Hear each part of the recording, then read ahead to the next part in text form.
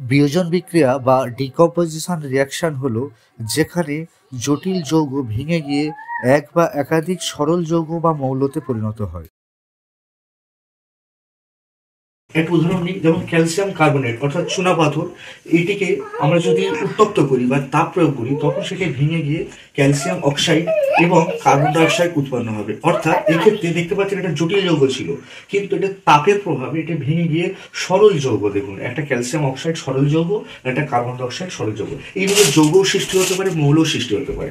তাই এর কাজ হচ্ছে, ডিকম্পোজিশন রিঅ্যাকশনের কাজই হচ্ছে ভেঙে দেওয়া, অর্থাৎ ব্রেক ডাউন করা, বন্ধনগুলোকে ভেঙে দিয়ে ছোট ছোট সরল যৌগ বা মৌলের সৃষ্টি করা। তাই অনেকে একে ব্রেক ডাউন রিঅ্যাকশনও বলা হয় থাকে, বা অনেকে একে সিম্পলিফাইড। জল অর্থাৎ H2O কে যদি আমরা তড়িৎ বিশ্লেষণ করি তাহলে সেটাও বিয়োজিত হয়ে দুটি মৌল উৎপন্ন করবে, একটা হাইড্রোজেন গ্যাস আর একটা অক্সিজেন গ্যাস। অর্থাৎ বন্ধুরা এক্ষেত্রেও জলের বিয়োজন ঘটলো, অর্থাৎ এটিও একটি বিয়োজন বিক্রিয়ার উদাহরণ। এরপর কার্বনেটকে যদি আমরা উত্তপ্ত করে থাকি তাহলে এই ক্যালসিয়াম কার্বনেট জটিল যৌগটি বিয়োজিত হয়ে ক্যালসিয়াম অক্সাইড CaO এবং কার্বন ডাই অক্সাইড অর্থাৎ CO2 উৎপন্ন হবে, এবং এই ক্যালসিয়াম অক্সাইড যেটা জলকে ক্ষারীয় দ্রবণে পরিণত করবে, এবং আমরা জানি ক্ষারীয় দ্রবণে লাল লিটমাস নীল বর্ণ ধারণ করবে। তাহলে বুঝতে পারছি এখানে ক্যালসিয়াম কার্বনেটের বিয়োজন ঘটলো, অর্থাৎ বিয়োজিত বিক্রিয়া বা ডিকম্পোজিশন রিঅ্যাকশন। একইভাবে এবার আমরা 0.5 গ্রাম জিঙ্ক কার্বনেট নেওয়া হলো, যেটি একটি টেস্ট টিউবে নিয়ে সেটি কর্ক এবং ডেলিভারি পাইপ যুক্ত করে সেটিকে আমরা উত্তপ্ত করলাম, এবং এই উত্তপ্ত করলে দেখব জিঙ্ক কার্বনেট দ্রবণটি সেটি বিয়োজিত হয়ে জিঙ্ক অক্সাইড এবং কার্বন ডাই অক্সাইড গ্যাস উৎপন্ন করবে। এবং এই গ্যাসটি যেটি যদি আমরা চুন জলের মধ্য দিয়ে যদি পাস করা হয়ে থাকে তাহলে চুন জলটি ঘোলা দুধের মতন হয়ে যাবে।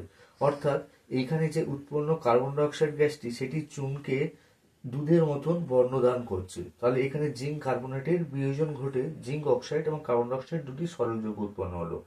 একই রকম ভাবে ফেরাস সালফেট যেটির বর্ণ সবুজ, যদি 1 গ্রাম ফেরাস সালফেটকে নিয়ে আমরা একটি চীনা পাত্রে উত্তপ্ত করতে থাকি তাহলে ওই ফেরাস সালফেট বিয়োজিত হয়ে, অর্থাৎ এখানে ফেরিক অক্সাইড যেটির বর্ণ বাদামি, অর্থাৎ সবুজ ফেরাস সালফেট যেটি বর্তমানে ফেরিক অক্সাইড রূপে বাদামি বর্ণ ধারণ করবে, এবং তার সাথে কটু গন্ধ অর্থাৎ দুর্গন্ধযুক্ত সালফার ডাই অক্সাইড এবং সালফার ট্রাই অক্সাইড উৎপন্ন হবে। অর্থাৎ বন্ধুরা এই যে বিয়োজন ঘটলো এটিও একটি বিয়োজন বিক্রিয়ার উদাহরণ।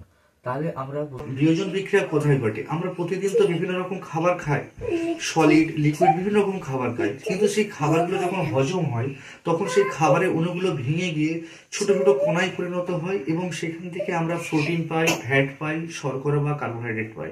অর্থাৎ এই যে একটি সলিড বা জটিল খাবারকে ভেঙে গিয়ে সে মাংস খায়, মাছ খায়, ডাল খায়, সবজি খায়, যাই খায়, সেখান থেকে ভেঙে গিয়ে শেষে আলটিমেট প্রোটিন, ফ্যাট, শর্করা এইগুলোই আমরা পেয়ে থাকি। বা এই যেগুলো পাই, এই পায়ার এই যে ছোট ছোট ছোট অংশ আমাদের শরীরের মিশছে, এইগুলোকে বলা হয়ে থাকে এই বিয়োজন বিক্রিয়া।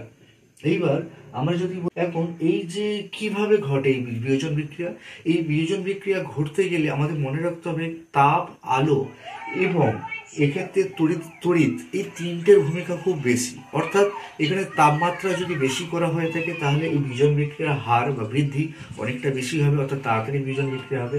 তেমন অনেক ক্ষেত্রে বিক্রিয়াতে আলো কাজ করে, আবার কিছু কিছু ক্ষেত্রে তড়িতের কাজ করে। তাহলে বন্ধু পরে বিক্রিয়ার আলোচনা করছি।